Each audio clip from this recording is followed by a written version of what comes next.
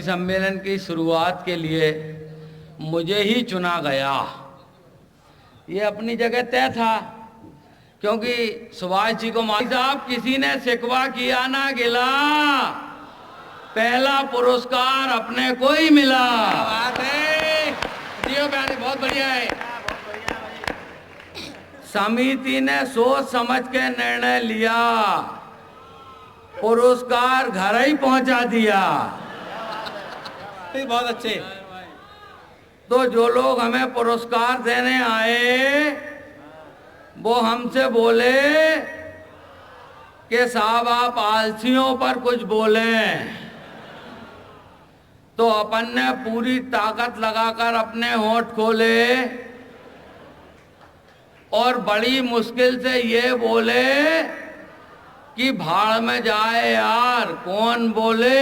अच्छा है, बढ़िया है भाई, बहुत अच्छा है, बहुत अच्छे, क्या बात है।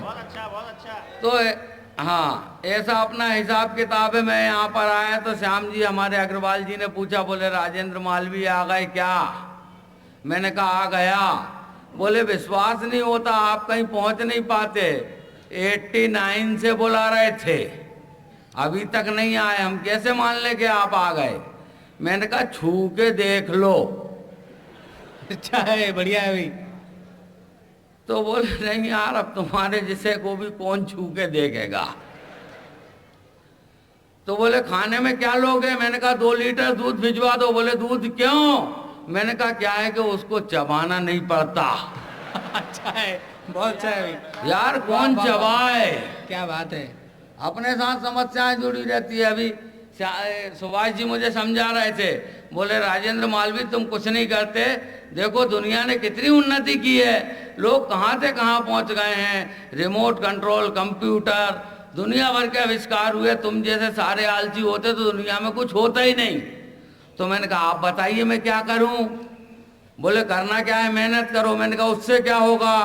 बोले उससे तुम्हारे घर का खर्चा चल जाएगा, बढ़िया घर चलेगा, फिर और मेहनत करना। मैंने कहा उससे क्या होगा? बोले तुम्हारी दुकान बन जाएगी। मैंने कहा फिर? बोले फिर और मेहनत करना। मैंने कहा उससे क्या होगा? तुम्हारा मकान बन जाएगा, फिर और मेहनत करना। मैंने कहा उससे क्या होगा? बोले उससे तुम्हारी फैक्ट्री बन जाएगी, फिर और मेहनत करना। मैंने कहा उससे क्या होगा? बोले उससे तुम्हारी फैक्ट्री में हजारों वर्कर काम करेंगे। मैंने कहा फिर? बोले फिर करने की क्या जरूरत है, बैठ के आराम करना। तो मैंने कहा सुभाष जी मेरे बाप, जब आराम ही करना है आफ्टर ऑल। अच्छा है, बढ़िया है भाई, बहुत सुंदर, क्या बात है।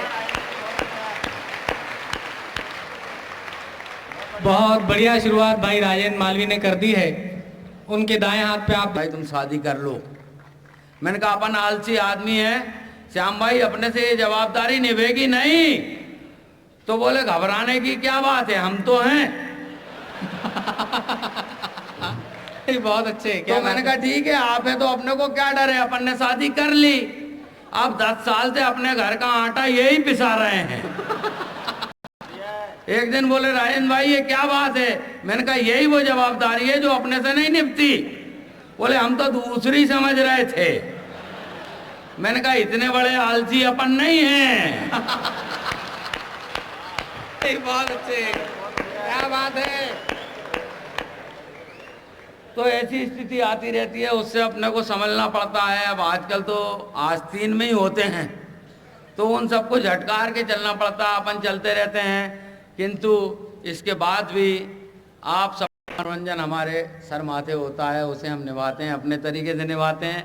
और अनेक समस्याएं मेरे साथ आती रहती है जिन्हें मैं बारी बारी आप तक परोसता रहता हूं। और मुझे 2-3 साल से यहाँ पे बुलाया जा रहा था, मगर अपन आ ही नहीं पा रहे थे, और इस साल भी अपन नहीं आते।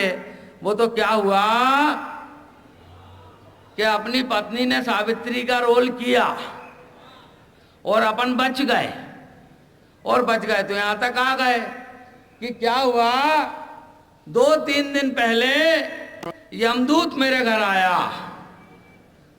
जैसे फोटोग्राफर उधर झांक रहा, ऐसे ही यमदूत आता है।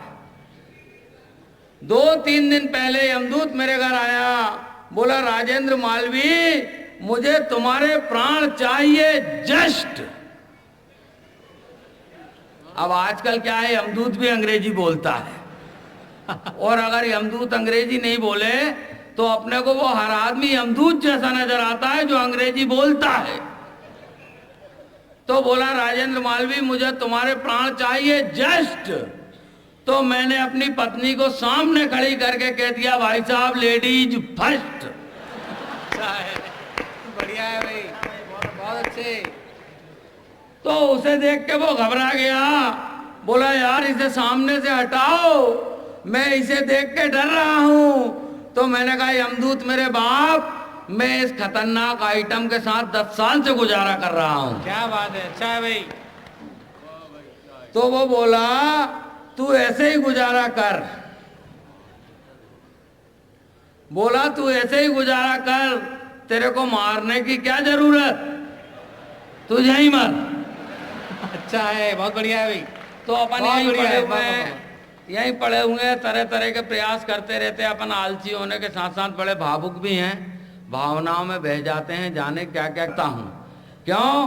क्योंकि सरकार ने पहले तो काका आदर्शी को पद्मश्री पुरस्कार दिया, उसके बाद में स्वर्गीय शरद जोशी को पद्मश्री पुरस्कार दिया और उसके बाद में डायरेक्ट हमसे ही कांटेक्ट किया। सरकार बोली आजकल आप लोगों की कविताएं भी बहुत अच्छी चल रही है, इसलिए सरकार विचार कर रही है कि पद्मश्री, कलाश्री, पद्म भूषण कोई ना कोई पुरस्कार आपको दिया जाए। आप कौन सा पुरस्कार लेंगे? मैंने कहा सरकार मैं तो पुरस्कार अपने पसंद का ही लूंगा, आप पद्मश्री सुभाष काबरा को दे दें, मैं भाग्यश्री संभालूंगा। अच्छा है, बढ़िया है भाई। तो सरकार बोली भाग्यश्री हिमालय से टकरा रही है। अच्छा है भाई, बढ़िया है, बहुत अच्छे। सरकार बोली बहुत अच्छा है, ये जान के बहुत खुशी हुई।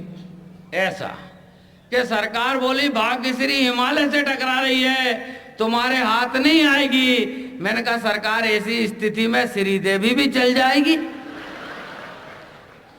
तो सरकार बोली कि अपने गले में फिल्मी दुनिया के पोस्टर मत टांगो, मांगना है तो कोई तरीके की चीज मांगो। क्या बात है, अच्छा है। देखो हमारी सरकार क्या बढ़िया बात बोलती है कि सरकार बोली अपने गले में फिल्मी दुनिया के पोस्टर मत टांगो, मांगना है तो कोई तरीके की चीज मांगो। तो मैंने कहा मैं मांग रहा हूं, मुझे पुरस्कार नहीं भिक्षा दे दो और मेरे कश्मीर के जीवन को सुरक्षा दे दो। क्या बात है, बहुत सुंदर भाई, क्या बात है राजन, बहुत बढ़िया है, जीवन को सुरक्षा दे दो। बहुत बढ़िया है। मैंने कहा मैं मांग रहा हूं, मुझे पुरस्कार नहीं भिक्षा दे दो और मेरे कश्मीर के जीवन को सुरक्षा दे दो, मेरे कश्मीर के जीवन को सुरक्षा दे दो। ऐसी स्थिति आती है और जब मैं कोई बढ़िया बात कहने के मूड में आता तो ये मेरे मित्र लोग ही उसमें गड़बड़ कर देते। मैंने 2 लाइन की कविता लिखी भाई साहब। मैंने कहा कि गम नहीं कि सांप्रदायिक दंगे में कोई हिंदू, सिख या मुसलमान मर गया। गम नहीं कि सांप्रदायिक दंगे में कोई हिंदू, सिख या मुसलमान मर गया। गम यह है कि धर्म के नाम पर शैतान ने चाल चली और इंसान मर गया। बहुत सुंदर है भाई राजन, शैतान ने चाल चली और इंसान मर गया। अब इतनी बढ़िया कविता मैंने लिखी तो ये हमारे श्याम भाई जो हैं, श्याम ज्वालामुखी, कि मेरे घर की एक दीवार गिरी। गम नहीं कि मेरे घर की एक दीवार गिरी, गम ये है कि पड़ोसी की भैंस मगर उसमें दब के क्यों नहीं मरी। अच्छा है, बढ़िया है भाई, बहुत अच्छे। तो ऐसे लोग हैं। फिर बाद में मुझे समझ में आया इनका पड़ोसी से मतलब पाकिस्तान का था। अच्छा है, क्या बात है, जियो प्यारे जियो, बहुत सुंदर। ये मेरे बाद में समझ में आया कि पड़ोसी से इनका मतलब पाकिस्तान का था। अब पाकिस्तान जब भी कोई उल्टे सीधे बयान देता है ये मुझे फोन पे डांट देते हैं, बोले देखो तुम आलसी आदमी हो, तुमसे कुछ होता नहीं, वो देखो बेनजीर ने ऐसा बयान दे दिया। मैंने कहा भाई साहब कोई उसमें डरने की बात नहीं है, आपने को क्या लेना देना। तो बोले अच्छा ये ऐसा हो गया, तुम क्या करोगे। मैंने कहा अपन क्या करेंगे, अपन तो आलसी हैं, अपने करने का प्रश्न ही नहीं उठता। बोले देखो अभी वहां से ऐसी आवाज उठ गई, उनने परमाणु बम बनाया है, तुमको क्या हुआ। मैंने कहा मुझे कुछ नहीं हुआ। बोले क्यों। मैंने कहा देखो एक दिन मेरे लड़के ने मुझसे कह दिया था, नई कविता लिखी है वो आप तक पहुंचा रहा हूं, स्वागत है। कि हवाई जहाज में हमारे हालैंड के हमसफर हैरिसन लारी ने हमसे पूछा, हवाई जहाज में हमारे हालैंड के हमसफर हैरिसन लारी ने हमसे पूछा कि हमारे देश का डॉक्टर एक मरीज को 4 दिन में ठीक करता है, तो तुम्हारे भारत का डॉक्टर उसी मरीज को कितने दिन में ठीक कर पाएगा। तुम्हारे भारत का डॉक्टर उसी मरीज को कितने दिन में ठीक कर पाएगा। हमने कहा ये बात हम तुम्हें बाद में बताएगा, पहले तुम हमें ये बताओ मिस्टर लारी, डॉक्टर प्राइवेट होगा कि सरकारी। अच्छा है भाई, बढ़िया है, बहुत बढ़िया है। पहले तुम हमें ये बताओ मिस्टर लारी, डॉक्टर प्राइवेट होगा कि सरकारी, क्योंकि हमारे यहाँ का प्राइवेट डॉक्टर मरीज को दिन से नहीं पैसे के हिसाब से ठीक करता है, इसलिए यहाँ आदमी औकात देकर बीमार पड़ता है, इसलिए यहाँ आदमी औकात देकर बीमार पड़ता है। मास्टर मलेरिया के नाम से रोता है, संपन्न घरों का ब्लड प्रेशर गड़बड़ होता है। अरे भूख की बीमारी है, हमें दिलवाली कहाँ, और कभी हमारा भी हार्ट अटैक हो, हम इतने सौभाग्यशाली कहाँ। अच्छा है भाई, बढ़िया है, कभी हमारा भी हार्ट अटैक हो, हम इतने सौभाग्यशाली कहाँ, क्योंकि हमारे यहाँ का प्राइवेट डॉक्टर मरीज को दिन से नहीं पैसे के हिसाब से ठीक करता है, और अगर डॉक्टर हुआ सरकारी तो उस मरीज का भगवान ही मालिक है मिस्टर लारी। बहुत अच्छे, बहुत बढ़िया है भाई। डॉक्टर हुआ सरकारी तो उस मरीज का भगवान ही मालिक है मिस्टर लारी, क्योंकि हमारे यहाँ का मरीज एक बार सरकारी अस्पताल में भर्ती हुआ तो वो मरने के बाद ही बाहर निकलता है, और उसके रोग का पता हमारे सरकारी डॉक्टर को पोस्टमार्टम के बाद ही चलता है। तो ये कितने सौभाग्य की बात है दोस्तों कि ये आदमी इतना आलसी होते हुए भी 2 बच्चों का बाप